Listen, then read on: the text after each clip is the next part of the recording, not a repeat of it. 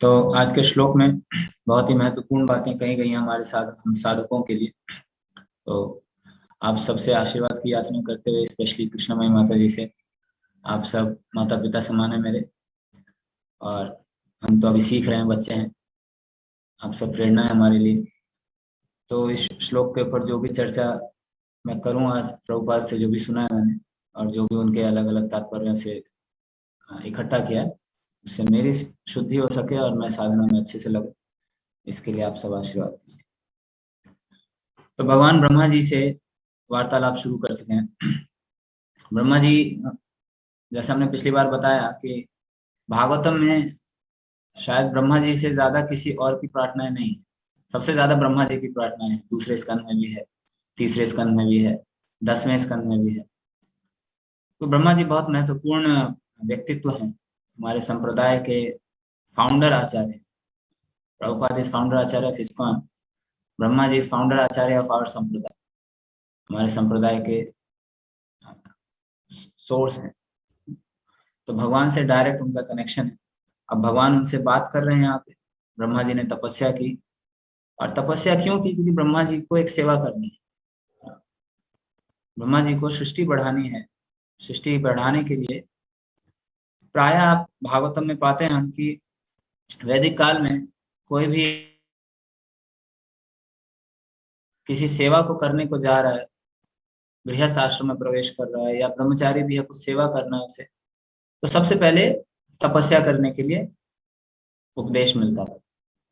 तपस्या करने से आशीर्वाद प्राप्त होता है, और आशीर्वाद में बहुत बल है। बिना आशीर्वाद के कुछ कार्य हो नहीं सकते। दो शब्द प्रभुपाद जी के पुस्तकों में कई जगह पर आता है, ऑस्टेरिटी एंड पेनेंस। आज के श्लोक में इंग्लिश का अनुवाद मैं इंग्लिश में पढ़ रहा था, तो शब्द आया पेनेंस। ब्रह्मा जी से कहते हैं कि आप situate your self in penance and meditation, अपने आप को तपस्या और ध्यान में स्थित करो। तो हिंदी में तो हम दोनों को तपस्या कह देते हैं, लेकिन दोनों में फर्क है। ऑस्टेरिटी का अर्थ है जहाँ पे हम वॉलेंटरली, स्वेच्छा से, हम अपने सुख को, शारीरिक सुख को, कंफर्ट्स को त्यागते हैं, उसको कहते हैं ऑस्टेरिटी। पेनेंस मतलब जहाँ पे हम प्रायश्चित, इसको आप अटोनमेंट कहते हैं इंग्लिश में, प्रायश्चित, यानी कुछ मैंने गलत कार्य किए हैं पहले, और अब उसके लिए मैं गिल्टी हूँ या प्रायश्चित कर रहा हूँ, और उसके लिए जो भी अ, उपयुक्त कार्य है शास्त्रों के अनुसार, जो भी विधान है शास्त्रों का, उसका पालन करना, उसको प्रायश्चित कहते हैं। तो ब्रह्मा जी को भगवान यहाँ पे प्रायश्चित, वास्तव में प्रायश्चित करने के लिए करे। पेनेंस शब्द प्रभुपाद यहाँ ट्रांसलेशन में डालते हैं तपह का, ऑस्टेरिटी नहीं लिखते। ब्रह्मा जी हम सब जानते हैं जीव तत्व हैं, हालांकि ब्रह्मा जी शुद्ध भक्त हैं। ब्रह्मा जी के उदाहरण से भगवान हमें सिखाते हैं कि चाहे आप ब्रह्मा हो, चाहे आप शिव हो, इस भौतिक संसार में जब तक रहेंगे, मेरी माया जो है बड़ी प्रबल है। मेरी माया से बचना बहुत दुष्कर है जब तक भगवान की शरण में हम नहीं हैं। तो ब्रह्मा जी भी क्यों ब्रह्मा है? क्योंकि उनकी इच्छा है। जीव की इच्छा के कारण जीव को अलग अलग शरीर धारण करना पड़ता है, और ये इच्छाएं जो है ये कल्मश है। हमारा जो स्थूल शरीर है ये हमारे सूक्ष्म कल्मश का परिणाम है। सूक्ष्म शरीर इच्छाओं से बनता है, मन बुद्धि अहंकार जिसे हम कहते हैं। वास्तव में शायद मैंने पिछली बार बताया था कि नहीं, मन बुद्धि अहंकार जैसा हम प्रेजेंटेशन लेते हैं, कॉलेजेस में भी जाता था, हम दिखाते हैं बड़ा सुंदर डायग्राम, ये बॉडी है, और जस्ट तो इस तरह से हम दिखाते हैं बच्चों को, ह्यूमन बॉडी बनाते हैं, ये बॉडी है, उसके बाहर माइंड, इंटेलिजेंस, ईगो की कवरिंग है, फिर जो है, sorry this is soul, not body, आत्मा है। आत्मा के चारों ओर मन बुद्धि अहंकार की कवरिंग है, और उसके बाहर जो है स्थूल शरीर, जो हम अभी देख रहे हैं, जिसको हम स्पर्श कर रहे हैं, ये कवरिंग है। साधारण शब्दों में समझाने के लिए हम ऐसा बोलते हैं, इन प्रभुपाद एक कॉन्वर्सेशन में कहते हैं, this is not so easy to understand, this is just for layman. साधारण व्यक्तियों के लिए, लेमैन के लिए, हम जैसे लोगों के लिए, लेमैन मतलब हम जैसे लोगों के लिए प्रभुपाद ने कहा कि just give them this matter, spirit. There's spirit is covered by matter, but it's not like that. नहीं तो अगर ऐसा होता तो डॉक्टर ऑपरेशन करते तो हमको दिख जाना चाहिए था, कवरिंग खोल के। तो वास्तव में ये जो मन बुद्धि अहंकार है, क्या है? चेतना के ही अलग अलग पहलू हैं। आत्मा का जो लक्षण है चेतना, उसके अलग अलग पहलू हैं, मन बुद्धि अहंकार। जब चेतना, आत्मा की जो चेतना है उसका प्रयोग करता है जब वो कुछ इच्छा करने के लिए, उसका मन कहते हैं, डिजायर्स। जब हम उस इच्छा के ऊपर कार्य करने के लिए कुछ योजनाएं बनाते हैं, उसको कहते हैं बुद्धि। और उन इच्छाओं के कारण मैं अपने आप को क्या मान रहा हूँ, मेरी आइडेंटिटी क्या बन रही है, उसे कहते हैं अहंकार। अगर वो आइडेंटिटी कृष्णदास बन रही है या कृष्णदास ही है, बदल नहीं रही, तो वो सही अहंकार है। लेकिन अगर कार्य या इच्छाएं मेरी आइडेंटिटी को मुझे शरीर मानने को बाध्य करती हैं, मैं शरीर हूँ, मैं भारतीय हूँ, मैं अमेरिकी हूँ, मैं मनुष्य हूँ, मैं पशु हूँ, ये क्या है? ये मिथ्या अहंकार है। भक्ति के कार्यों में हम क्या करते हैं? ये जितने भी प्रोसेस हैं, साधना भक्ति, और यहाँ तक कि गलत कार्यों के जो दंड है, थोड़ा सा अगर इन पे इनको एनालाइज करें तो ये वास्तव में हो क्या रहा है। तो कि जैसे जो स्थूल चेतना है जिनकी बहुत ज्यादा, उनको खाली इतना समझ में आता है कि सही कार्य किया तो इनाम मिलेगा, गलत कार्य किया तो दंड मिलेगा, और बहुत यातनाएं सहनी पड़ती हैं। क्यों प्रभुपाद कहते हैं कि यातना भी, जब भगवान कह रहे हैं, भगवान तो परम दयालु हैं, तो भगवान कहते हैं गीता में 16वें अध्याय, क्षिपामि अश्रम अश्रुभान आसुरीष्वेव योनिषु तान हम द्विषतः करुणा संसारेषु नराधम। मैं इन क्रूर व्यक्तियों को, इन नराधमों को मैं और अंधकार में डालता हूँ। अरे भगवान इतने दयालु हैं तो भगवान अंधकार में क्यों डालते? भगवान ऐसा क्यों करेंगे? प्रभुपाद कहते हैं कि भगवान जो पनिशमेंट दे रहे हैं हमें, वो भी भगवान की कृपा है। तो हम एक बार विचार करते हैं कि ये कृपा कैसे है। कृपा तो वो होती है जो आपको, मतलब जिसमें आराम हो, सुख का अनुभव हो। ये कैसी कृपा है जहाँ पे मुझे दुख का अनुभव हो? तो शरीर तो वैसे ही जड़ है, शरीर तो ऐसे ही मृत है, शरीर को सुख दुख देना कोई सुख दुख है नहीं। जब यातना शरीर किसी आत्मा को नरक में दिया जाता है तो वास्तव में क्या किया जा रहा है? उसके अहंकार को शेप दिया जा रहा है, उसको फैसिलिटी दी जा रही है कि आपको ये शरीर में भोगना है, आपको इस प्रकार से इंद्रिय तृप्ति करने की इच्छा है। उस इच्छा को भोगने के लिए आपको ऐसा शरीर चाहिए। अब उस शरीर में जाने के लिए आपको ट्रेन होना पड़ेगा, और ट्रेनिंग का एक पार्ट है नरक का सिस्टम। वहां पे ट्रेनिंग मिलती है, अहंकार जो है वो इस तरह से मोल्ड हो जाता है कि उस, अभी तक वो बहुत शारीरिक, मनुष्य की शरीर की चेतना में, नरक में यातना शरीर प्राप्त करने के बाद, तो इसीलिए उसको कष्ट होता है। लेकिन जब धीरे धीरे उसकी आदत हो जाती है तो वो नरक में सुख का अनुभव करने लगता है। किसी को पशु के शरीर में जाना है, हाँ, गंदा खाने की आदत हो गई है उसको मनुष्य शरीर में, तो अगले जीवन में वो कुत्ता बनेगा, सुअर बनेगा। उसको नरक में वैसी ट्रेनिंग मिलती है, उसको डाल दिया जाता है ऐसे तालाब में जहाँ पर सिर्फ गंदगी भरी पड़ी। शुरू में बहुत फड़फड़ाता है, चिल्लाता है, बाहर आने की कोशिश करता है, यमदूत फिर भाला भोंक के उसको अंदर फेंक देते। कुछ समय बाद वो अंदर तैरने लग जाता है, उसको वहां आनंद आ रहा है, यमदूत बोलते हैं हाँ अब ये रेडी है। तो ये जो सुख और दुख है संसार का, ये रिलेटिव है। रिलेटिव को हिंदी में क्या कहते हैं मुझे पता नहीं। यानी शरीर से संबंधित है, ये परम सुख नहीं है, पूर्ण नहीं है, एब्सोल्यूट नहीं है। इसीलिए जो भगवान दंड दे रहे हैं, असुर की योनि में भेज रहे हैं, वो भी भगवान की कृपा है। इस प्रकार से समझना चाहिए। तो भगवान ब्रह्मा जी को भी कह रहे हैं कि आप तपस्या करिए, है ना? ब्रह्मा जी ने भी इच्छा की, इसीलिए ब्रह्मा है। नहीं तो ब्रह्मा के पद पे बैठना, एक भक्त जो भक्ति में आ गया है, वो नहीं चाहता ब्रह्मा के पद पे बैठना, जबकि ब्रह्मा शुद्ध भक्त है। ब्रह्म लोक में आप जाएंगे तो भक्ति के लिए बहुत फैसिलिटी है। स्वर्ग आदि में तो हम जानते हैं कि बिल्व स्वर्ग हो चाहे ऊपर का स्वर्ग हो, वहाँ सुख सुविधाएं बहुत है, तो सब भोगने में लगे हैं, भगवान को भूल जाए। लेकिन ब्रह्म लोक में, तपोलोक, महर लोग, यहाँ भक्ति कर रहे हैं लोग। ब्रह्मा जी भी भागवतम का अध्ययन करते हैं। वेद व्यास ने जब शास्त्रों की रचना की तो हर प्लानिटरी सिस्टम के लिए अलग अलग साइज का पेन ड्राइव दिया था। हमारे लिए बस 1 लाख श्लोकों का पेन ड्राइव मिला, और ब्रह्मा जी के लिए 30 लाख श्लोकों का पेन ड्राइव दिया। तो मतलब वहां पे भी शास्त्रों का अध्ययन चल रहा है, और बहुत गहराई से चल रहा है। लेकिन फिर भी जो भक्त है वो इच्छा नहीं करता ऐसी, क्योंकि जब तक संसार में, तब तक खाचो हाबू डूबू भाई भक्ति विनोद ठाकुर गाते हैं। मीछे माया बेसे जाच्छो बेसे खाचो हाबू डूबू भाई। तो ब्रह्मा जी को भी हाबू डूबू खाना पड़ता है, ब्रह्मा जी को भी भय होता है, ब्रह्मा जी को भी विपरीत परिस्थितियों का सामना करना पड़ता है। तो जब तक ऐसी स्थितियां आती रहेंगी, खतरा है। भगवान को भूल गए तो हर ब्रह्मा शुद्ध भक्त नहीं, हर ब्रह्मा शुद्ध भक्त नहीं बनते। मौजूदा स्थिति अभी जो ब्रह्मा है वो शुद्ध भक्त है। तो इसीलिए भगवान कह रहे हैं कि तपस्या करो। आपने गलती की, आपने इच्छा कर दी, जीव ने क्या इच्छा कर दी, मुझे ब्रह्मा बनना है, मुझे सृष्टि करनी है। भगवान ने इतनी सृष्टि की है, मैं भी करना चाहता हूँ। तो भगवान ने बोला ठीक है।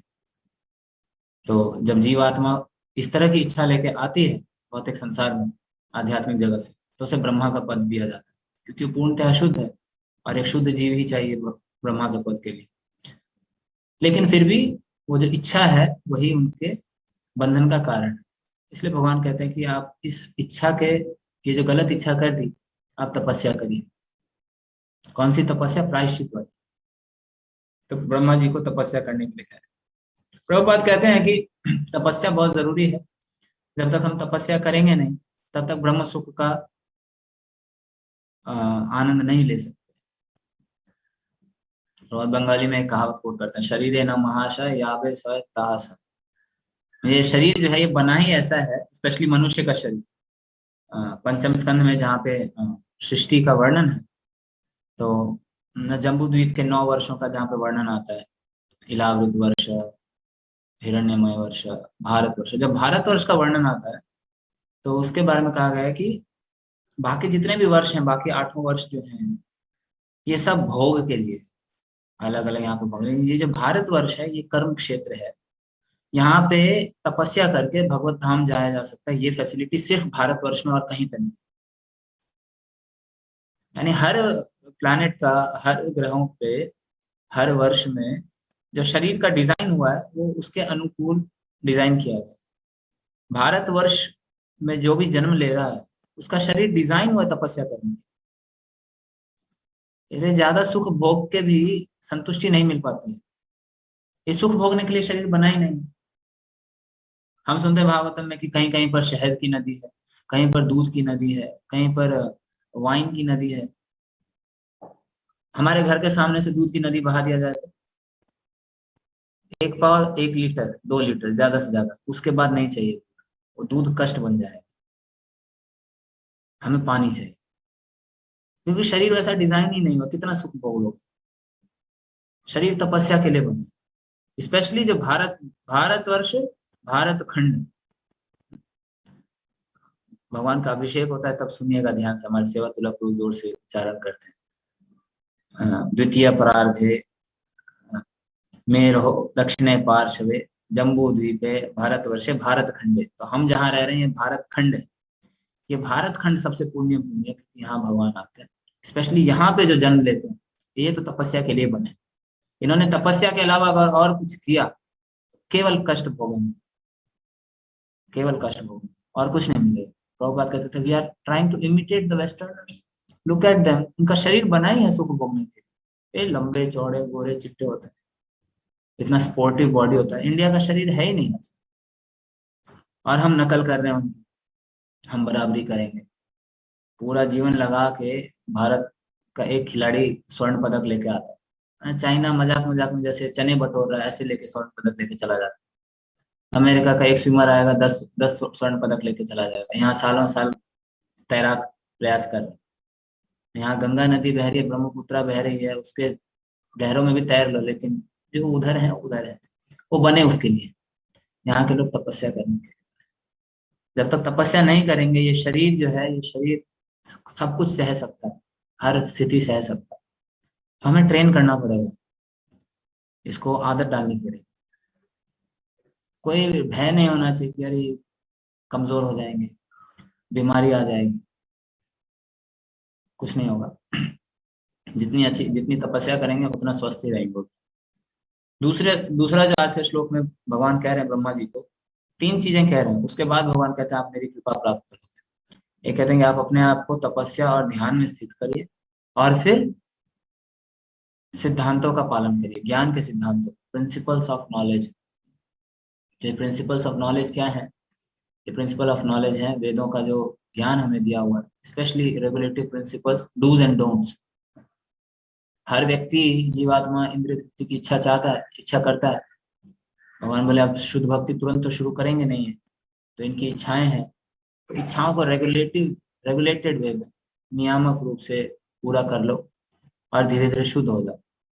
तो इसीलिए ये नियम कानून दिए गए हैं शास्त्रों में, 4 नियम का पालन करें, व्रत आदि का पालन करें। इससे क्या है, जो भौतिक इच्छाएं हैं वो भी पूरी होती हैं और धीरे धीरे मन जो है उससे उठता है। भौतिक इच्छा पूरी करेंगे भगवान, लेकिन साथ के साथ वो इस तरह से पूरी करेंगे कि वैराग्य भी उत्पन्न हो जाए। लोग डरते हैं इसीलिए विष्णु भक्ति करने से, कहते विष्णु भक्ति करने वाले वैरागी बन जाते हैं। लेकिन वैरागी की शक्ल तो देखो पहले। प्रभुपाद से कई बार इंटरव्यूअर्स आके कहते थे कि आपके शिष्य इतने ब्राइट फेस्ड कैसे दिखते, इतने चमकते हैं, हम यहाँ कॉस्मेटिक लगा लगा के थक गए और यहाँ ये बिना कॉस्मेटिक के इतना चमक रहे हैं। प्रभुपाद कहते क्योंकि ये तपस्या कर रहे हैं, ये ब्रह्म सुख का अनुभव कर रहे हैं। तो देखो, भक्तों को, संसारी लोगों को बोलना चाहिए, जब हम प्रचार करें तब बोलना चाहिए कि आप भक्तों की शक्लें तो देखो, कोई लग रहा है दुखी है, अरे सुख प्राप्त करने के लिए भागा दौड़ी कर रहे हैं इतना, आपको तो मिल नहीं रहा। भक्त लोग सुखी हैं तो उसमें आपको संशय नहीं, तपस्या करेंगे, भक्ति का पालन करेंगे तो सब छूट जाएगा। और सब छूट जाता तो भक्त सारे रोते हुए होने चाहिए थे। योगियों का चेहरा आप देखिए, क्यों इतना तेज रहता है, क्योंकि वो अलग लेवल का सुख है। तो वो सुख हमारा अधिकार है और हमारा जन्म सिद्ध अधिकार है, लेकिन हम उसको छोड़ के बाकी जगह ढूंढते। इसीलिए जब तक ये नियमों का पालन करते हुए हम शुद्ध नहीं होंगे, भगवान की साधना भक्ति नहीं करेंगे, तब तक सुख जो आएगा भी तो उससे आसक्ति और बढ़ेगी। लोग देवी देवताओं की शरण में क्यों जाते हैं? क्योंकि वो इच्छाएं पूरी करते हैं, लेकिन साथ के साथ क्योंकि वो खुद भी इंद्रिय तृप्ति में लगे हुए हैं। देवताओं की भी इच्छाएं हैं, इसीलिए वो देवता है। तो उनकी पूजा करने वाले, उनमें वैराग्य तो आएगा नहीं, तो लोग इसीलिए उनके पास ज्यादा जाते हैं, भगवान के पास नहीं आएंगे, शिव जी के पास जाएंगे। ये भी अहंकार है, ये भी जीव का अहंकार है कि हम स्पेशली शिव जी के फॉलोअर्स या बाकी उनके फॉलोअर्स, क्यों? क्योंकि हमारी जो ईर्ष्या है जिसके कारण हम यहाँ पर हैं, ये ईर्ष्या भगवान के प्रति हम दिखाते हैं कैसे? स्पेशली जो लोग भक्ति में नहीं है। हम भक्ति में आ गए हैं, हमारे अंदर भी है, धीरे धीरे जाएगी, लेकिन जो भक्ति नहीं स्वीकार कर रहे हैं, ये ईर्ष्या किस प्रकार से? स्पेशली भारत में बहुत आर्गुमेंट चलता है कि शिव जी और विष्णु, इन दोनों के बीच में बहुत कंपटीशन। इनमें कंपटीशन नहीं है, इनके फॉलोअर्स में कंपटीशन। क्यों? क्यों शिव जी भगवान लगते हैं आपको?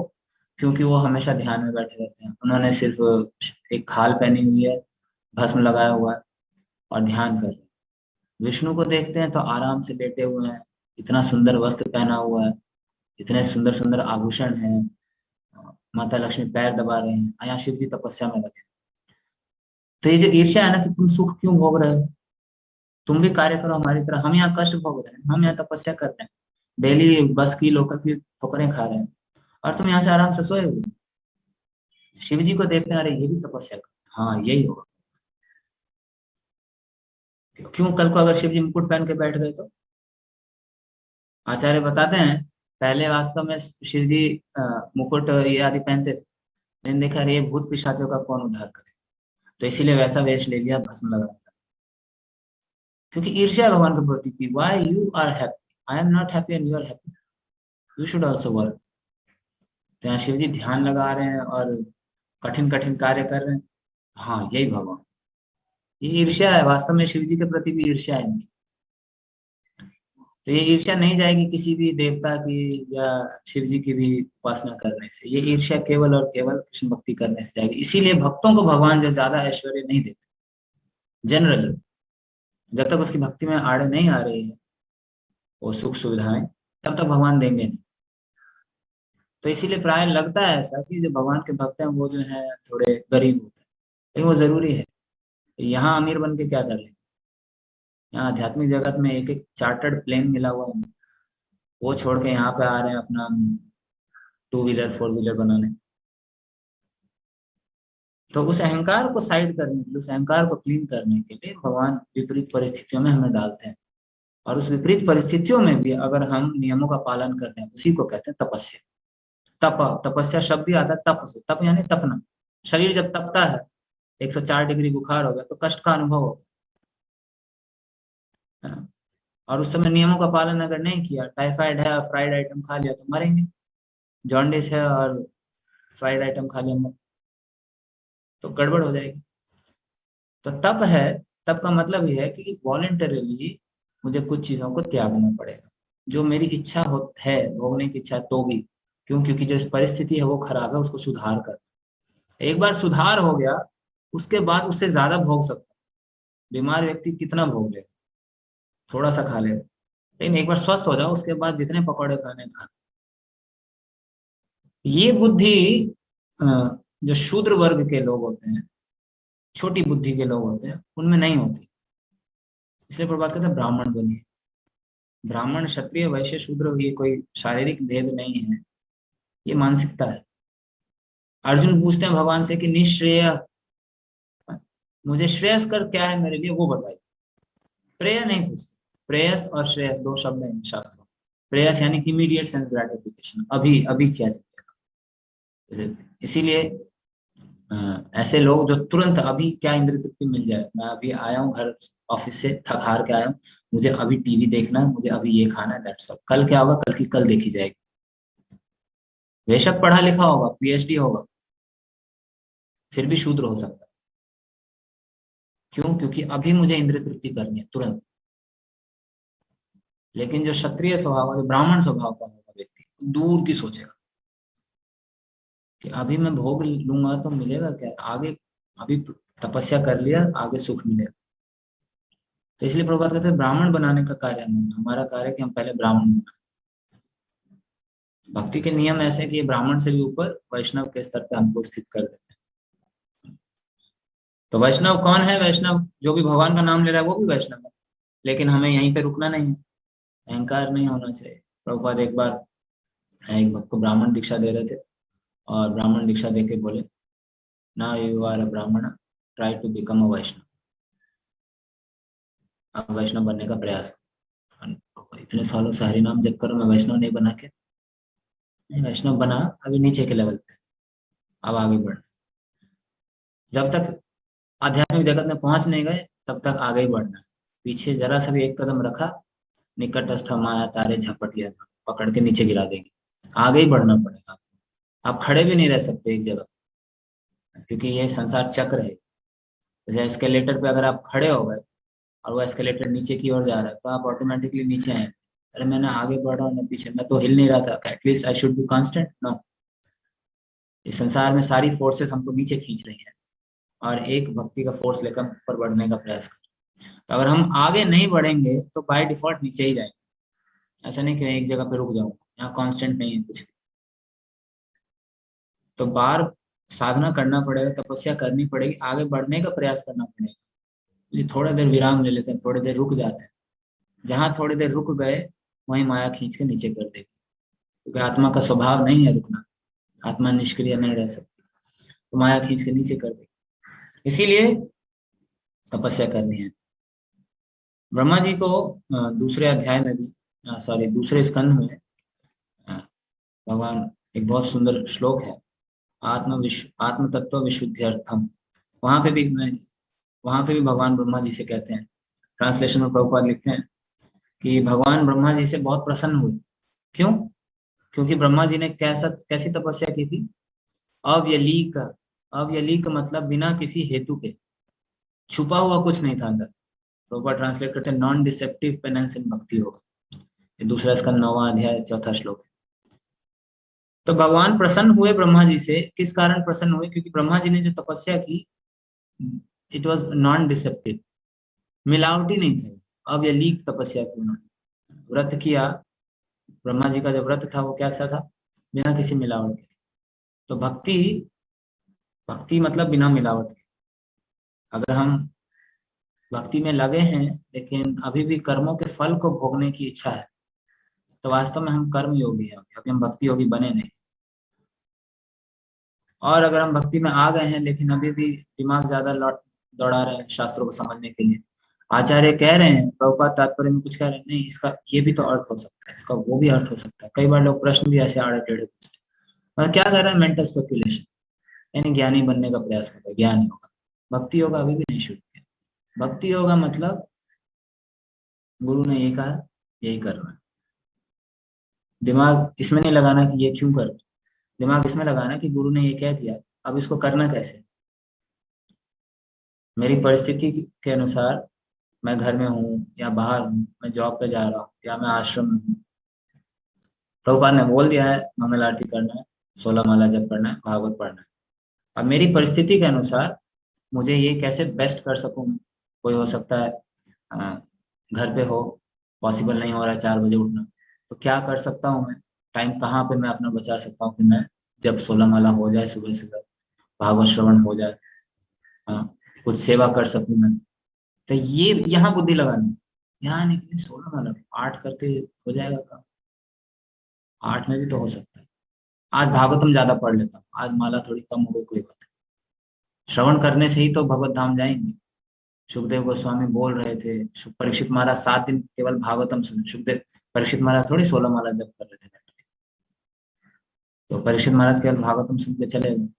तो हम आज थोड़ा भागवतम ज्यादा पढ़ेंगे, फिर कल प्रभुपाद जी का लेक्चर थोड़ा ज्यादा से कोई दूसरा लेक्चर सुन लेते हैं, और भी बढ़िया बढ़िया स्पीकर हैं इसको, फिर थोड़ा माला कर, नहीं ऐसे नहीं चलती भक्ति। मतलब अ, जो आचार्य ने जो दिया है इसको एज इट इज पालन कर, अपना दिमाग नहीं लगा।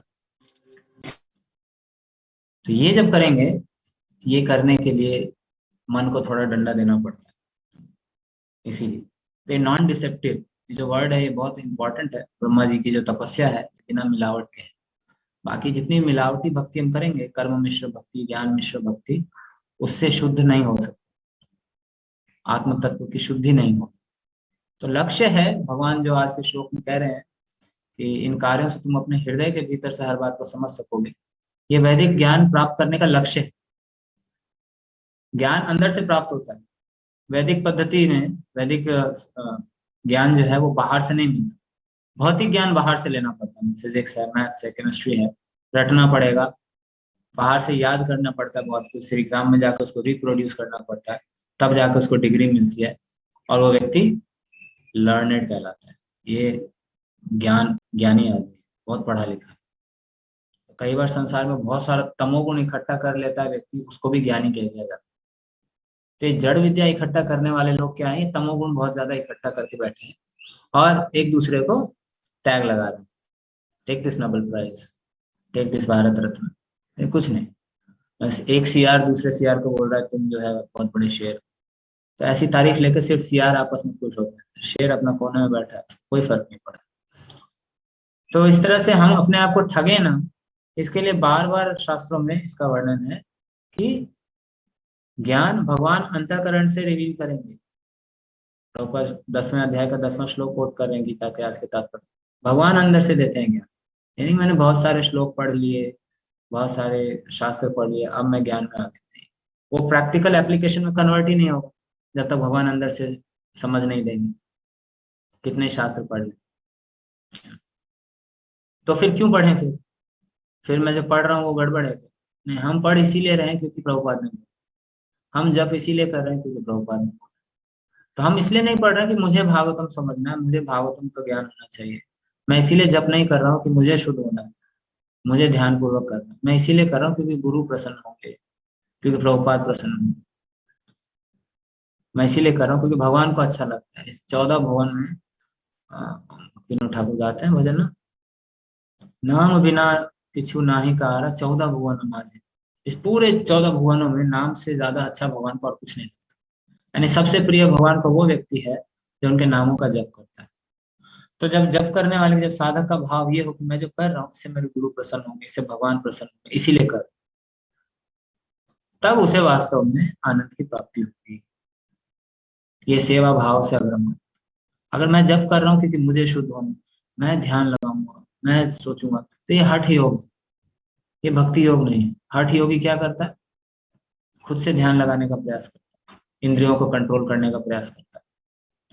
तो हम कई बार भक्ति में हठ योगा लगाते हैं, techniques of chanting, postures while sitting in chanting, ये सब हठ योगा है, ये भक्ति योगा नहीं है। प्रभुपाद ने कभी नहीं बताया ऐसा, उन्होंने कभी नहीं बोला इस पोस्चर में बैठो, उस पोस्चर में बैठो। एक प्रभुपाद जी के शिष्य प्रभुपाद को लेटर लिखते हैं कि मैं बैठ के जप नहीं कर पाता। प्रभुपाद बोले no problem, sometimes I also walk, चल के जप करो। तो ये सब अभी नया नया ट्रेंड आया है, ये टेक्निक वो टेक्निक, लंबी सांस लीजिए, फिर 5 बार महामंत्र जप करिए बिना सांस छोड़े, फिर लंबी सांस लीजिए। भाई भस्त्रिका करने बैठा है कि नाम जप करने बैठा है? तो इसीलिए ये मिलावटी, ये भक्ति में ये मिलावट है ना।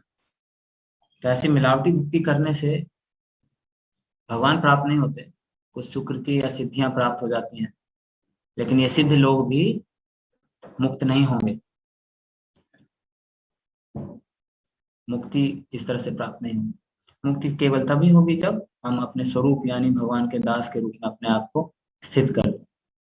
नहीं तो बहुत सारे सिद्ध बाबा हैं, आलू सिद्ध बाबा, आलू पका देते हैं ऐसे देख के। खिचड़ी बाबा है, कुंभ मेला में आता है, उनके मटके से खिचड़ी खत्म नहीं होती है। तो ऐसे बहुत सारे सिद्ध बाबा हैं, लेकिन ये सिद्धियां किसी काम की नहीं है, ऐसी तपस्या किसी कार्य की नहीं। प्रभात कहते हैं हिरण्यकशिपु ने तपस्या की, ये साइंटिस्ट लोग इतनी तपस्या कर रहे हैं लेकिन एटम बॉम्ब बना रहे हैं, तो ऐसी तपस्या का क्या फायदा। तो तपस्या वो करनी है जिससे भगवान प्राप्त हो, तपस्या परम ज्योति भगवंतम अधोक्षज। तो ऐसी तो परम तपस्या, जो असली तपस्या वो ये है जिससे हम भगवान को जान सकें, साक्षात्कार कर सकें, भगवान जिससे प्रसन्न। नहीं तो बाकी तपस्या हमारे अहंकार को बढ़ाती है।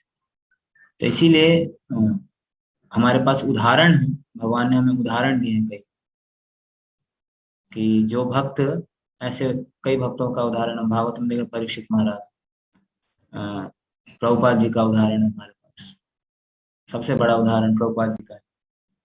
क्योंकि भक्ति में इंग्लिश में है परसिवियरेंस, हिंदी में कह रहे हैं अध्यवसाय, अध्यवसाय, परसिवियर। ये दो चीजें भगवान कह रहे हैं कि उनकी यह दया भक्ति के प्रति हमारी तपस्या तथा अध्यवसाय के कारण होती है।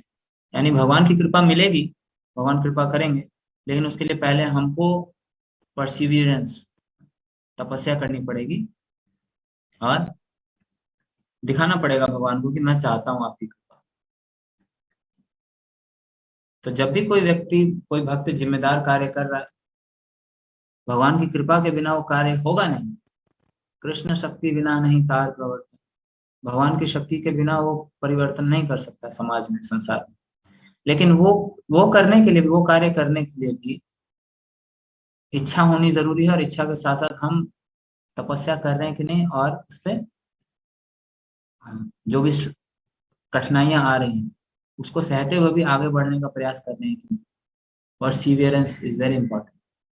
तो इसीलिए अलग अलग भक्तों के माध्यम से भगवान सिखाते हैं कि हम जैसे बद्ध जीव प्रेरणा ले सके। जहां भी हम ठंडे पड़ जाते हैं, अरे अब मैं कैसे करूंगा, तो वहां पे हमारे पास ऐसे शुद्ध भक्तों का उदाहरण है कि देखो उन्होंने कितना किया। तो हम प्रभुपाद जैसा कार्य नहीं कर सकते, हम नहीं कर सकते 70 साल की उम्र में जहाज पे जाके 2 हार्ट अटैक खा के अमेरिका में प्रचार करके आ जाए, 40 मंदिर बना के आ जाए, ये हमसे नहीं होगा।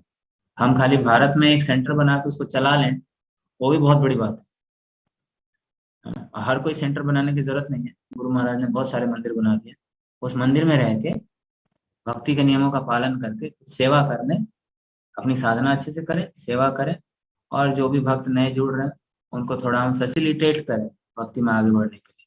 इसी में हमारा कल्याण हो जाएगा, इसी में हम आगे।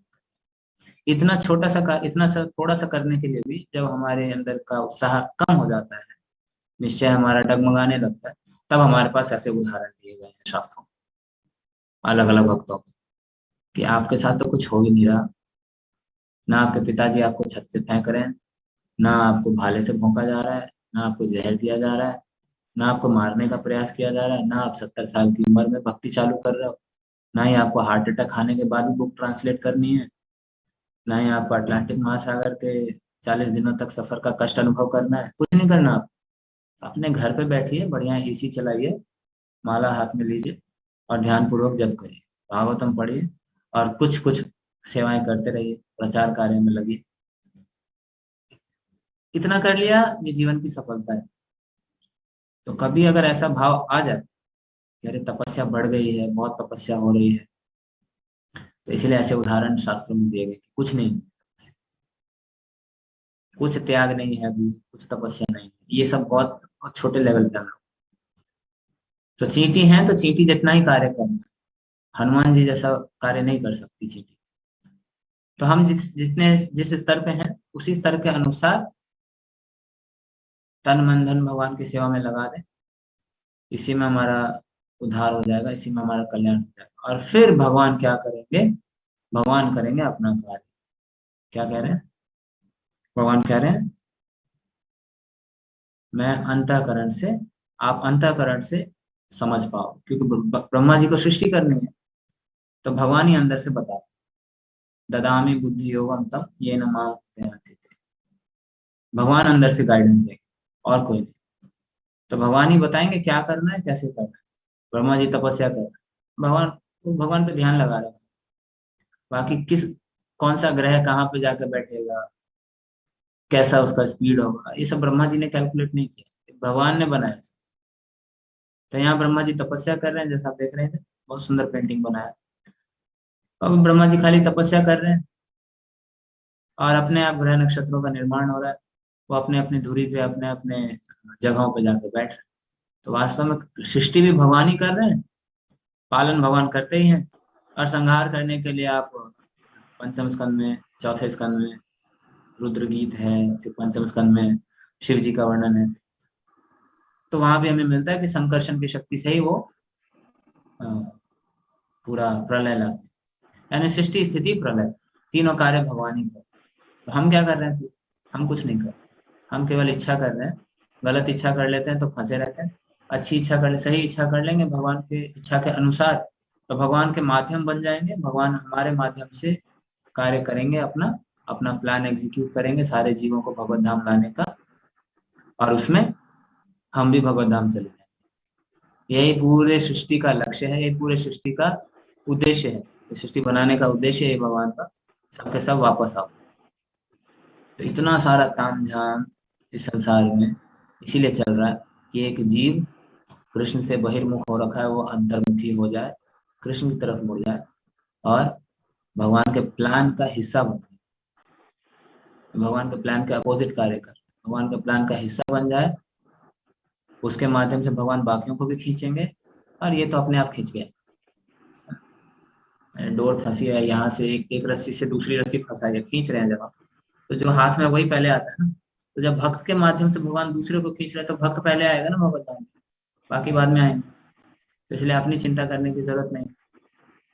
जैसा गुरु ने बोला, भगवान का जो आदेश है शास्त्रों के अनुसार, उसका हम पालन कर रहे हैं और सेवा में लगे। अपनी चिंता से ऑटोमेटिकली मुक्त हो जाएंगे, और दूसरे जीवों को भी मौका मिलेगा भक्ति में आने का, भगवान के पास आने का।